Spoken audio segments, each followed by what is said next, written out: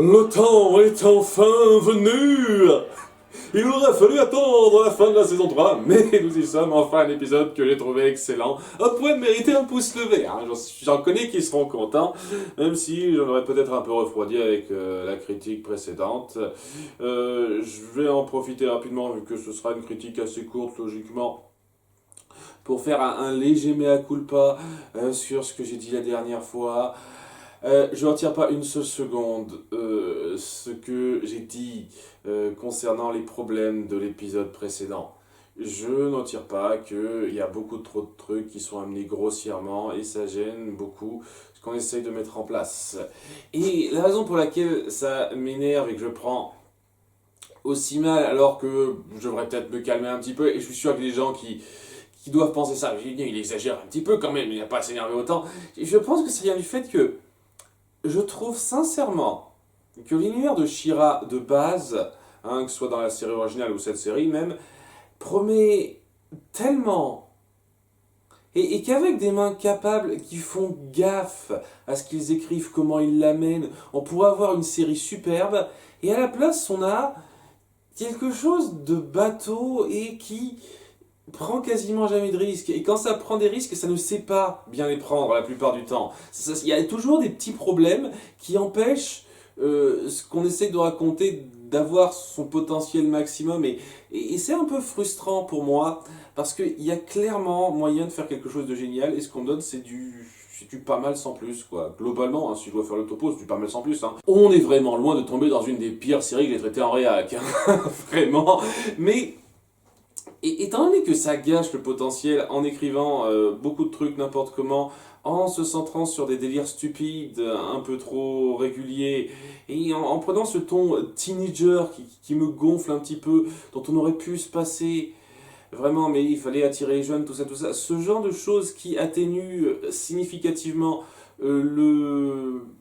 l'immersion par rapport à ce que vous pouvez raconter, je vous jure qu'il y a quelque chose qui me caresse dans le mauvais sens du poil avec ça. Et je pense que c'est la raison pour laquelle je suis un peu agressif avec ça, plus que on m'a promis que c'était génial et j'ai rien. C'est surtout le fait que ça promet dans sa base d'être super, et de temps en temps ça atteint ce niveau-là, mais la plupart du temps ça traite la chose un peu trop sous le pied. Et il y avait matière à faire tellement mieux. Et c'est ça qui m'irrite pas mal. Parce que ce genre de configuration, j'aurais pas juste trouvé ça pas mal sans plus. Je devrais trouver ça génial. Mais vous faites pas d'efforts dans l'écriture, dans le ton, pour m'aider à ressentir ça, à quelques rares exceptions près. Et l'épisode qu'on va traiter aujourd'hui est une de ces exceptions. Cela étant, je tiens à faire un petit mea culpa par rapport à ça, parce que je veux pas non plus donner l'impression que je vous juge en mal parce que vous adorez ça. Vous êtes en droit d'adorer ce que vous voulez, et c'est pas moi, le vieux bougon, qui doit décider de ce qui est bien ou pas. N'empêche que j'aurai toujours un regard critique un peu poussé, un peu exigeant, et encore plus dans des séries qui peuvent promettre et qui ont cette tendance à partir sur le mauvais ton ou ne pas bien exploiter, parce qu'une fois de plus, on sent vraiment que c'est une série qui veut tabler sur la popularité, sur la méthode Avatar, le dernier maître de l'air. On sent qu'il y a un ton recherché qui est du même ordre, mais qu'on ne le comprend pas, qu'on ne sait pas bien le doser. Et c'est ça qui rend le côté irritant encore plus exacerbé, parce que j'adore Avatar, parce que c'est une série qui a su parfaitement doser les moments où nos personnages doivent être légers, les moments où on doit prendre les choses au sérieux, et surtout comment on les amène ces moments-là. Et She-Ra, c'est Avatar du pauvre. Ça essaye de cocher les mêmes cases, seulement ça dose pas bien, ça amène pas aussi bien les éléments scénaristiques. C'est un sous-Avatar notable. Et ça méritait d'être plus que ça. Voilà pourquoi il y a cette espèce d'irritation assez régulière que j'ai à regarder cette série s'aborder son potentiel. Parce qu'on pouvait faire mieux. Mais on peut de temps en temps tomber sur du superbe, comme dans cet épisode, et c'est ce qu'on va voir tout de suite. J'ai adoré cet épisode dans sa mise en scène, dans le ton que ça prend, dans l'atmosphère que ça crée. C'est un de ces rares épisodes où on se dit pas on va faire des conneries pour le plaisir de faire des conneries. On reste sérieux la très grande majorité du temps, et l'humour n'est pas intrusif ce coup-ci. Exceptionnellement, le ton ne cherche pas à faire son quota de gags teenager un peu débiles. Non, non, non, hein, on évite ça, et ça ne fait que raconter une atmosphère après le grand rebondissement de fin d'épisode précédent. Parce que je tiens quand même à préciser une seconde fois que j'ai apprécié là vers où c'est parti dans l'épisode précédent. Ce que j'ai pas apprécié, c'est comment on est arrivé là. La façon dont on a amené la chose. Et c'est très important. Hein, c'est bien de partir vers quelque chose d'intéressant. Comment on part vers ça, c'est quelque chose d'aussi vital, je trouve. Donc, voilà, j'apprécie beaucoup ce que ça amène. Catra qui finit par actionner le levier, ouvrir le portail et créer cette espèce de déchirure de l'espace-temps. Ou un truc comme ça, qui ne promet rien de bon. Et ouais, ça me laisse sur mon siège, comment on va gérer la chose, et on la gère très bien. En tout cas, cet épisode le fait très bien. Et si ça reste sur ce ton-là pour les 2 derniers épisodes, ça peut avoir le coup, ça peut bien rattraper les problèmes de grossièreté qu'il y avait dans les épisodes précédents, je trouve. En tous les cas, donc on va parler de cet épisode où il n'y aura pas grand chose à décrire pour le scénario parce que c'est juste Adora qui se réveille et qui est Capitaine Force à la Horde et tout semble se passer comme si elle n'avait jamais trouvé l'épée. Hein. Il y a cette nouvelle réalité qui s'est créée avec cette ouverture de portail sur place. Donc c'est plus une question de l'invasion des forces de Hordak au bout du compte. Peut-être que ça se fera une autre fois, mais pour l'instant c'est juste la déchirure du continuum espace-temps et comment ça affecte l'univers. Hein, comme l'a déploré Entrapta rapidement à un moment donné, et comme Mara en a parlé très vite dans le message qu'elle a laissé. Donc voilà, Hordak et ses troupes, on verra plus tard, c'est une autre affaire. Donc, il y a cette réalité qui est distordue, qui est complètement chamboulée, où Adora et Catra sont toujours collègues, toujours amis, proches, où ça se passe bien. Hein. Adora a des résultats en tant que Capitaine Force, elle est félicitée par Ténébra, il y a même Catra qui était félicitée par Ténébra, ce qui me laisse présupposer que cette réalité, cette réécriture de la réalité, elle a été un petit peu dictée par les désirs inconscients de celui qui a activé le portail. Enfin, de celle qui a activé le portail, hein, plus précisément. Au début, je pensais que c'était quelque chose d'aléatoire, ou qui est juste relié au fait de faire en sorte que Adora n'a jamais trouvé l'épée en fait.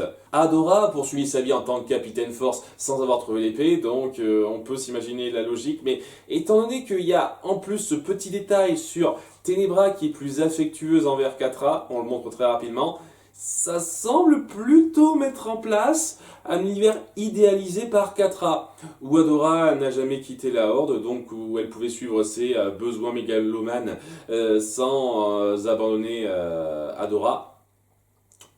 C'est assez tordu, hein, mais une fois de plus, c'est un truc intéressant dans cet épisode qui semble parti pour être défait par la suite d'après ce qu'on m'a spoilé, mais je vais essayer de pas trop prendre ça en compte parce que ça reste très fort.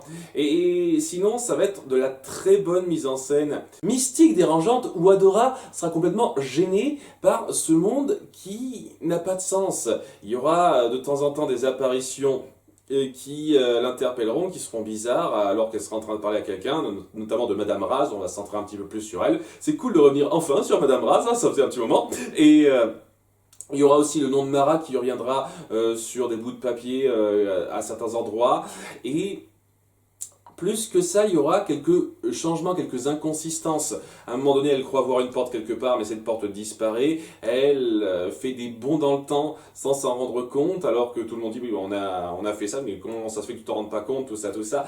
Tous ces détails-là aident beaucoup à rendre le climat très troublant, on sait que ça va mal et on sent vraiment qu'il y a quelque chose qui affecte totalement Adora alors que elle a ces flashs de sa vie qu'elle a vécue sans se rendre compte que c'est sa vie qu'elle a vécue et elle est complètement déboussolée par tous ces changements qui n'ont aucun sens et voilà, c'est une très bonne mise en scène au fur et à mesure qui va se poser sur les 2 tiers de l'épisode comme ça et excellent, j'ai rien de spécial à dire, hein. Visuellement c'est très bien fichu, une fois de plus, hein, je tiens à le souligner, hein, en termes de qualité graphique, c'est du très bon travail. En termes de psyché, de dialogue, comment c'est montré, il n'y a quasiment aucun P de travers.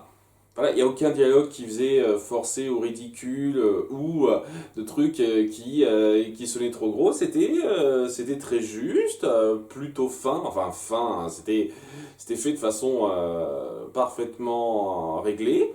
Et il n'y avait rien de spécial à dire.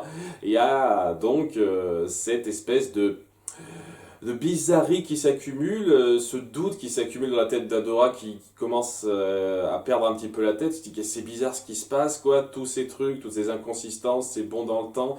J'ai l'impression de devenir totalement folle. Il y a Catra qui semble être un petit peu touché par ça aussi, mais qui le renie plus, à nouveau, étant donné que je pars du principe, c'est vraiment une hypothèse, que c'est un monde qui a été créé pour ses besoins. Elle veut vraiment à fond s'y rattacher, s'y raccrocher. Mais elle se rend compte que c'est pas forcément la réalité, mais elle veut s'y accrocher quand même. Par contre, Adora, elle ne veut pas s'accrocher à ça. Elle voit qu'il y a quelque chose qui cloche et elle veut trouver des réponses. Elle se rend compte que Scorpia, qu'elle a rencontré pour la première fois dans cette réalité, n'a pas un comportement identique à tous les autres. Donc peut-être qu'elle sait certaines choses, peut-être qu'elle sera plus ouverte à parler de ça avec elle. Et c'est le cas puisque elle a également ses flashs. Alors je me suis dit au début que ça vient du fait qu'elle doit être une princesse, mais étant donné que Catra également a ça, à moins que Catra soit une princesse cachée.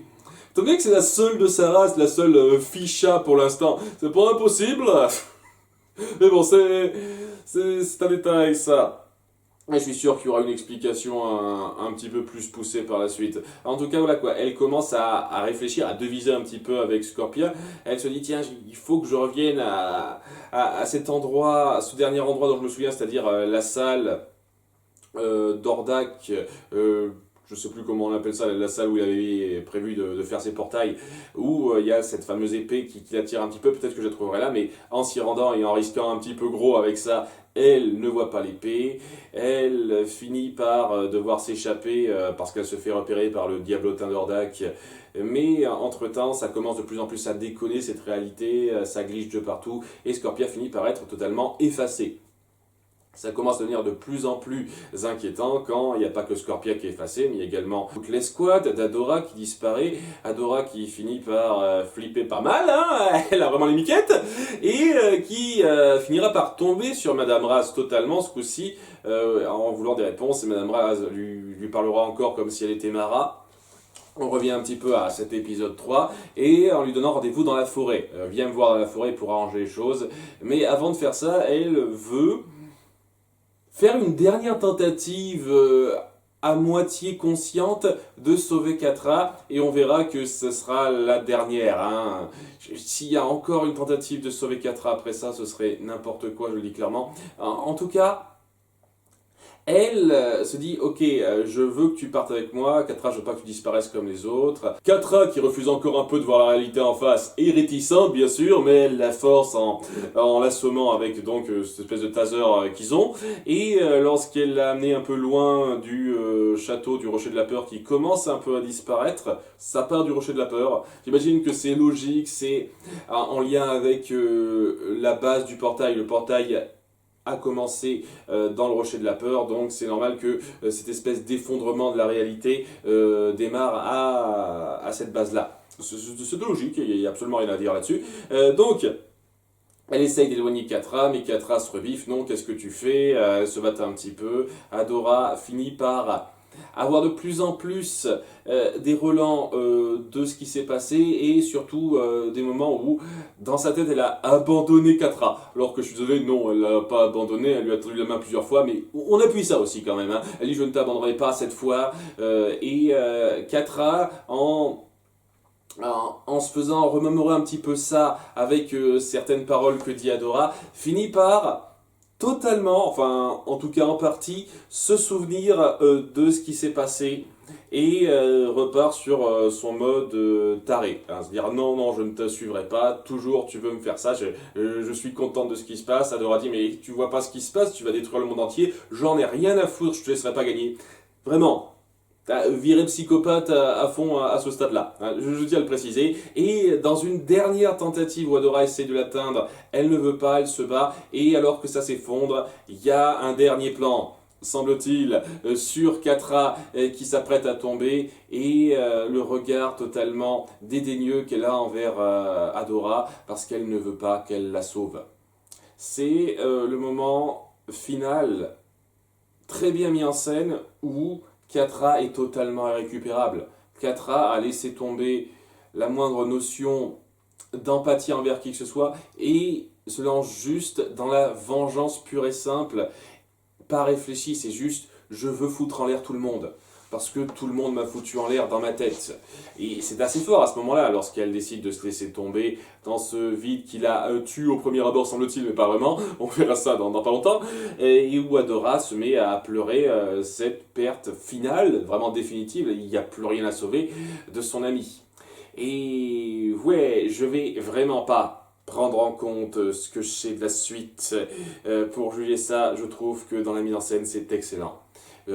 Comme façon de dire, voilà, ce personnage, c'est fini, capoute. Il n'y a plus rien à faire, quoi. Elle a viré totalement du mauvais côté, on ne peut plus rien faire pour le rattraper. C'est une suite et fin logique à tout ce qu'on a montré du personnage, et j'avoue que dans la mise en scène, dans la force de ces interactions qu'on voit entre ces deux-là, et ce dernier regard entre elles, c'est parfaitement rendu.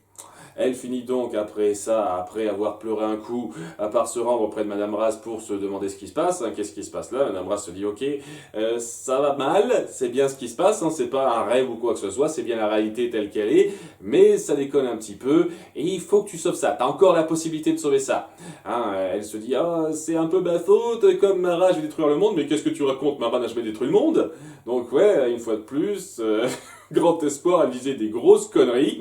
J'espère qu'on reviendra un petit peu là-dessus, hein, quand les choses se seront un petit peu rangées pour que Adora dise à Grand Espoir que c'est une connasse qui n'y connaît rien. Parce que vraiment, elle sert à que dalle, Grand Espoir. Hein. Enfin bref, elle lui dit t'as encore moyen de le sauver comme Mara l'a fait avant, et pour ça il faut que tu retournes aux origines, là où t'as trouvé l'épée. Et les origines de l'épée, c'est bien entendu pas le dernier endroit où elle a vu l'épée, mais l'endroit où sa vie en tant que She-Ra a commencé, c'est-à-dire avec Cynthia et Flèche d'Or, dont elle finit enfin par se souvenir. Elle repart un petit peu vers les origines de She-Ra pour elle, pour sauver la situation. Et ça se termine là. On n'a pas de résolution tout de suite, ça va se faire dans l'épisode suivant.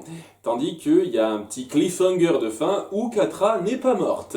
Apparemment, elle est très résistante à cette espèce d'effondrement magique de l'univers. Une fois de plus, je pense que ça vient en grande partie de l'hypothèse que je me fais, comme quoi c'est un univers modifié qui s'est créé d'après ses volontés. Hein, j'imagine inconsciente, mais d'après ses volontés. Et étant donné que c'est un univers créé pour elle, elle est beaucoup plus résistante à cet effondrement. Je pense que c'est la logique qui marcherait le plus. Si vous me dites que, comme par hasard, elle a tellement de volonté que, contrairement à tous les autres persos qui ont disparu en un claquement de doigts, elle peut s'en sortir comme ça, ce serait un peu gros. Donc je préfère partir sur mon hypothèse. Et c'est donc sur cette dernière vision inquiétante que se termine l'épisode, et c'était très très bon. Excellent, hein. J'ai pas grand chose à dire, l'ambiance, l'atmosphère, la mise en scène, les dialogues, le ton était très bien rendu et ça nous tient sur notre siège du début à la fin. Il y a peu d'anicroches à repérer sincèrement. Je trouve que c'est du tout bon et qu'il y a aucun épisode qui a atteint ce niveau-là jusqu'à présent. Donc oui, ça a de très fortes chances d'être mon épisode préféré de toute la série, j'ai l'impression. Peut-être que la suite arrivera à mieux gérer ça, mais étant donné qu'on va revenir sur les autres personnages qui sont moins intéressants... Et la résolution où on va à partir sur le happy end du moment, ou peut-être pas, peut-être qu'on fera quelque chose de mieux, le sentiment que ce sera un petit peu moins fort. Mais peut-être que ça restera dans le même ton et que ce sera très bien aussi. Hein. J'espère hein, que ce sera aussi bien que cet épisode-là, mais en tout cas, cet épisode-là, c'est l'apothéose pour l'instant de la série. Et si on faisait quelque chose d'aussi bien foutu tout le temps, je n'aurais rien à redire, hein, vraiment. Bon, on va voir si ça se poursuit bien comme ça. À bientôt pour l'épisode 6 final de la saison 3. Bye!